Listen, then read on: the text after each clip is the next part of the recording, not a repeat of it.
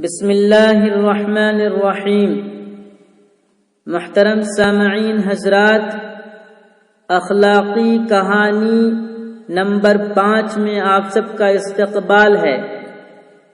آج ہم آپ کی خدمت میں ایک بہت ہی پیارا واقعہ بیان کرنے جا رہے ہیں، جس میں آپ کو بتائیں گے کہ بزرگوں کا ادب کس طرح کیا جاتا ہے۔ محترم سامعین حضرات، ایک دن کی بات ہے، نبی کریم صلی اللہ علیہ وسلم کے پاس حضرت ابوبکر صدیق رضی اللہ عنہ اور حضرت عمر رضی اللہ عنہ بیٹھے ہوئے تھے، تو آپ صلی اللہ علیہ وسلم نے فرمایا، وہ کون سا درخت ہے جو فضیلت میں مسلمانوں سے ملتا جلتا ہے، ہر سال پھل دیتا ہے اور اس پر خزاں کبھی نہیں آتی؟ دونوں بزرگ یہ پہیلی بوجھ نہ سکے، اس کا جواب نہ دے سکے۔ تو حضرت عمر رضی اللہ عنہ کے بیٹے حضرت عبداللہ رضی اللہ عنہ بھی موجود تھے، اور وہ اس پہیلی کو، اس سوال کو فوراً سمجھ گئے اور اس کا جواب ان کے پاس موجود تھا۔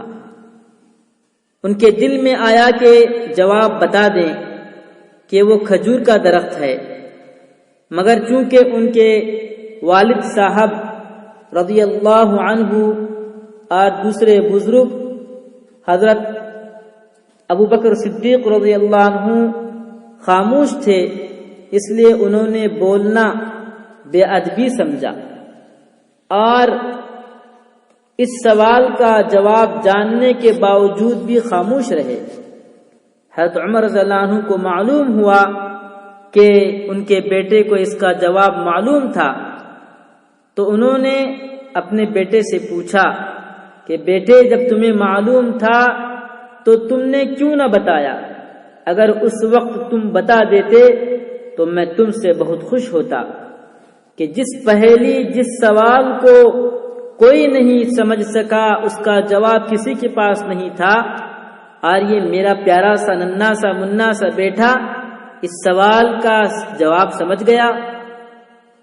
حضرت عبداللہ رضی اللہ عنہ بولے، ابو جان، جب آپ اور حضرت ابوبکر صدیق رضی اللہ عنہ اس سلسلے میں کچھ نہیں بولے تو میں کیسے بول سکتا تھا؟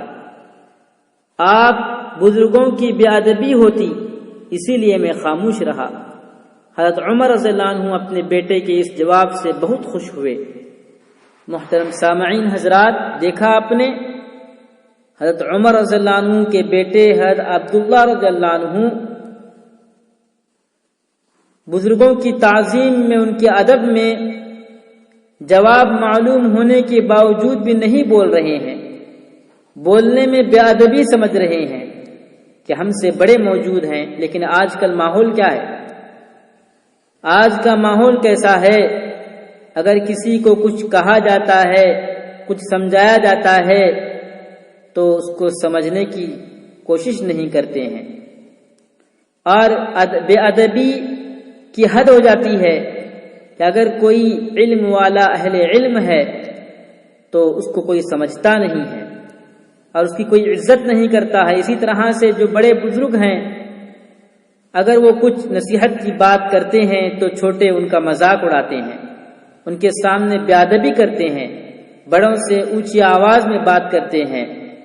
تو گویا کہ ہمارے لیے سبق ہے حضرت عبداللہ رضی اللہ عنہ کا یہ قصہ، یہ واقعہ، کہ جس میں انہوں نے بڑوں کی تعظیم میں خاموشی اختیار کر لی، باوجود جواب جاننے کے وہ اس لیے نہیں بولے کہ جب بڑے نہیں بول رہے ہیں تو میں چھوٹا ہو کر کیوں بولوں، حالانکہ وہ بول سکتے تھے، وہ بے ادبی بھی نہیں تھی، لیکن پھر بھی ان کو ڈر لگا اور وہ یہ سمجھے کہ اگر میں کچھ بولتا ہوں یا کچھ بولوں گا تو گویا کہ وہ بڑوں کی شان میں بے ادبی ہوگی۔ اللہ تعالی ہمیں بھی بڑوں کا ادب کرنے، ان کا احترام کرنے، ان کی عزت کرنے کی توفیق عطا فرمائے۔ اگر بڑوں سے کچھ نصیحت ہمیں حاصل ہوتی ہے، ہمیں کچھ نصیحت سننے کو ملتی ہے، تو اللہ تعالی ہمیں سننے اور سن کر اس پر عمل پیرا ہونے کی توفیق سے نوازے، آمین۔ السلام علیکم ورحمۃ اللہ وبرکاتہ۔